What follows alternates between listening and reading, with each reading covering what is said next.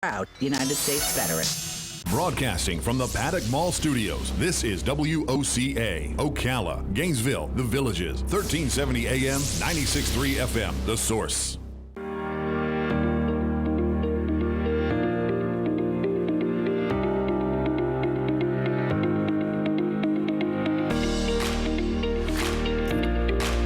All right, 22 minutes after 8 o'clock, went a little bit long, but I do not want to shortchange our next guest because he is doing something pretty important and pretty amazing. When anybody wants to run for office of any sort, it's always amazing. And there's a lot of work that goes into it. It just takes somebody with conviction, and if you're running for Congress, that's especially true. Joseph Dallas, Joe Millado, is in the studio. He's a native Floridian, first-generation Filipino-American, and a Republican candidate for Florida's 3rd Congressional District. Mr. Yoho had announced, I don't even know what he announced, this not too long ago, that he was going to retire, and so he'll be done with that seat. I think January of 2021, right? But the election for this is coming up in the upcoming months, November, actually, right? After the primaries? Yeah, the right? primaries in August, and the general is going to be in November. So good morning, Joe. Nice to meet you. Thank you. Thank you for having me here. You're native Floridian? I am. I grew up in Jacksonville, Florida. Oh, in Jacksonville? I did. Isn't it good news? They found those 2 little children. Absolutely. Yeah. Oh, my gosh. When you do the news, you hate to deliver bad stories. And when you get a good one, it's weird because you feel like you're somehow connected to them, you know? It's a double-edged sword, you know what I mean? It's you want to see more good things on the news in terms of what good things people are doing out there for each other. Instead, you see things like this, but on the other hand, I think people need to be aware of it if there's dangers out there in the public. Absolutely true. Did you hear where they found them, by the way? No, where in a was pump house. I guess somebody's pump. I guess they just thought, oh, this would be cool to stay in, and they stayed there. The sheriff made it seem like they just kind of did that on their own. And that's the kind of world we live in, though. You know, these things that you hear about that were just absolutely unheard of 2 decades ago. It's just, another Tuesday, another Wednesday. So tell me about yourself. You grew up in Jacksonville. I did. And what have you done lately? Like, have you been in politics before? I have not. No. Okay. Wow. So you wanted to get into politics. Why? What do you see going on in our country? It's one of those things where we all see what's going on. We see things just spiraling out, no solutions in sight. You have taxpayer dollars that are going to, things that aren't actually, solving the problems. So for me, it's we're vested in this future too. I have nieces, I have nephews. This is our future as well. And if we see things that people aren't solving the problems up there, then I think they should get out of the way and let us do it. I love the fact that you went right for the fiscal part of the job because it's rare. A lot of times people will say they're going to solve this problem or that problem, but really one of your main things is to govern where the money goes and where it doesn't go. Absolutely. Right? It's one of your main responsibilities is funding the federal government, making sure and ensuring that the government works properly and that it's well funded. We have the money for that. That's where the taxpayer dollars are supposed to go. But the problem is that, you need to be able to find these solutions, but you need to be able to find a way to pay for them as well, and that's the reality of it. There's always going to be things that we could work on, but everything has a price tag, and there's always going to be an 11th man out. Are you? Are there any issues specifically that you'd like to bring up during this short interview? There are so many issues that are affecting people today, but I would say if I had to narrow it down to top 3 right now, I'd like to talk about Veterans Affairs. I actually group Veterans Affairs and our military and national security all together. Okay. Some people kind of will look at these as 2 different issues because it's active military versus when they get out. But I think that it's something where when they're sacrificing every day, being away from home, being away from their families, that I think that we owe it to them to give as much resources that we gave downrange to when they come back here in the States. Yeah, so to help them absolutely. find a career, that transition. It is. You're absolutely right. We have a veteran show that we do here on Thursdays, and we've done it for 16 years maybe now, and it's never it's never untrue. I'm trying to think how to say this without sounding awkward. They always have a sense of dignity about them. And whenever you hear a story about somebody who served our country, got a really good job after they got out, and then something because of their PTSD caused them to snap and they became homeless. Right. And I think I'm gosh. glad you hit up on that. It's not just separate silos that we're trying to solve here. It's not just a silo for homelessness of veterans or unemployment or mental health. All these things are intertwined. So think about it. If you're, serving in our military and you come back, maybe you can't find a job. Maybe things are affecting you because of your things that you experienced out there. But you can't find a job, you end up being homeless, you have substance abuse. So we got to tackle all these things together and really address the root of the problems. Yeah. So really, really important issues for this listening audience. What you just brought up, I happen to know that. And in fact, the owner of the station is the president of Vets Helping Vets. I don't know if you knew that or not. I did not know Joe that. Martone, not here right now, but you'll meet him eventually. So tell me about your background and the other work you've done before now. So I was in Washington, D.C. I started off as an intern and worked my way up to a senior policy advisor. So, oh my gosh! So you've got experience with the very thing you're doing, just not elected. Right. So, Okay. I think this is exactly what people have been missing. I have experience. And what I want to do, if I was your member of Congress for Florida's 3rd Congressional District, is solving these problems with good policy. I'm not good with the politics. Politics has gotten us nowhere. But in terms of you have a problem, you have an issue, let's talk about that, and I could draft that bill up in 48 hours, Oh my 1 week. gosh. Let me tell you why I love what you're saying. I can't tell you how many congressmen I've paid attention to, and women, congresswomen as well, who have this amazing message, and the constituents that they will represent say, oh my gosh, this person needs to be representing me.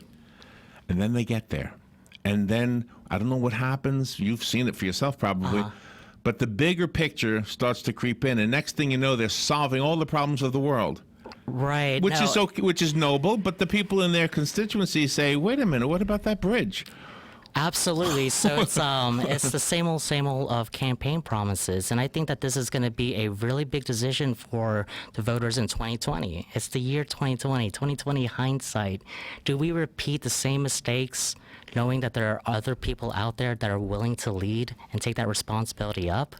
So I think it's a very important vote that people need to look at and say, people are going to be making campaign promises, especially in a Republican primary in August. What people need to look at is, what are they saying, what are they promising, and can they actually do that? Winning the election, if you're asking me, winning an election is the easy part. The hardest part is making sure that you're not like the rest of them, that you actually go out there and do the things that you said you're going to do on the campaign trail. Yeah, That's right. something that I want to do. So tell me about District 3. What about District 3 do you want to change or make better, or the district that you'll be representing? Well, the things that I've already worked on, my specialties were, and the passions that I had were doing policy for Veterans Affairs. I worked for Gus Bilirakis, who is the vice chairman for the VA. Okay. I also worked for former Congressman Cliff Stearns, same scenario. Nice. Vice chairman of Veterans Affairs Committees and also Energy and Commerce. So when you're talking about the bills and experience and the qualifications, Energy and Commerce, think about the subcommittees, think about the issues that go through there that you have to deal with every day in your life. Internet, telecommunications, healthcare, consumer protection. Right. Tell me about your family, your mom and dad. Start there. Well, my mom is with me today. Her name is Linda Where is she? Millado, and she's right Oh, over there. behind the That's my plant. mother, right? Hey, nice to meet you. Okay. She's everything to me. She's my rock. She's my foundation. Especially if you're going to be doing something like running for Congress or anything, building a bridge or any idea, it takes a solid foundation. It takes a solid upbringing. It takes having a good support unit. And, she's the reason why I get up every morning. She's the reason why I don't quit. Is because when you look at the sacrifices that our parents and the people before us have done just to get us to this point, you want to make something out of yourself. You want to honor that sacrifice and do something, make some waves. Unfortunately, my dad, great father, loving husband, mentor of mine, he passed away in 2017. Oh my gosh, I'm He so was a sorry. civil engineer in Jacksonville, so he built. He worked on bridges. He worked for the city of Jacksonville. Worked for Spear Drop, RSNH. So it's those kind of things where he was a man that built bridges, connecting people. Likewise, I'm using my God-given talents to connect people of different backgrounds, policy, way of thinking. Interesting. I mentioned bridges as kind of an example, and your dad built bridges. That's pretty cool. Well, you know what that says to me? That says to me that part of what you're going to be looking at as a congressman is the things that affect us as families. Absolutely, that's the only reason why I'm running, is that we hit on it earlier, is that there's all these things, these issues that we have to go through and live every day, and we get told promises of, yes, I could do that, that's important to me, and the reality is, with this open seat, if you're a freshman member, the problem is that they go up there and they're told, hey, if you really want to help out your district, you got to play ball, you got to go do this and that, and that's not the case. I've seen it up there. You answer to one person. You answer to your district, your constituency, and that's it. Yes, absolutely. I think we complicate things. It's Yeah. simple. It should be simple. Yeah. You vote your conscience, you vote your district, and let history decide if we were right or wrong 100 years from now. Having been there, Yes. And seen it from the inside, do you have any ideas on how to, I guess, make it easier for us to get in touch with you? It's the most simple way to ask that question. Yes, absolutely. So first off, my number is 904-829-7352. That's my number. You could call me anytime, day or night. That's going to be my number when you send me to Washington, D.C. Now, some ideas generally for anybody to be able to reach their congressman or their congresswoman is that there's got to be those basics. If it's a federal issue, yes, then reach out to them. Sometimes it's a state and local issue, which then we have no jurisdiction. That was one of the hardest parts of working on Capitol Hill. The best parts is when you were able to help somebody. That's what I love doing about it. Is Nice. just that random act of kindness that we want to ripple effect. But the hardest parts was having to tell somebody that we can't help them, and to go back to the person that they just got wrapped around with, a state, local, we can't get a hold of them, and they feel so helpless that the only one they're going to turn to is say, hey, I'm just going to go all the way to the top. But if people were educated, and the members of Congress, if there's things that I'm going to be talking about on this campaign trail that's going to be new to some people, then I think it's twofold. That I think that we need to do a lot better job about educating ourselves and looking to each other for solutions. And the other side of that is then you're a member of Congress, hasn't really been doing their job and letting you know about the resources, to keep them up to par. Any infrastructure thoughts on this area specifically, the Cross Florida Connector, that road they want to build, I guess from wherever it is down the Suncoast Parkway? Any ideas on that? I mean, it's probably going to happen one way or the other. So, but see, with things like that and these local projects, these infrastructure things, these are all great. But what would speed things up is that if you had qualified members that could work with their allies, your state and local, public-private partnerships, speed these things up. When we're talking about infrastructure needs with the Army Corps of Engineers, how many times have you heard people say, it's been 10 years since this one project, it only cost this much. We as the locale has the money to do it, but we need that authorization. Yeah, and the only reason I bring it up, to be honest with you, Joe, is that the listenership, as a radio host, it's an amazing keeper of the gate, kind of, because we hear from them and we know what they're concerned with.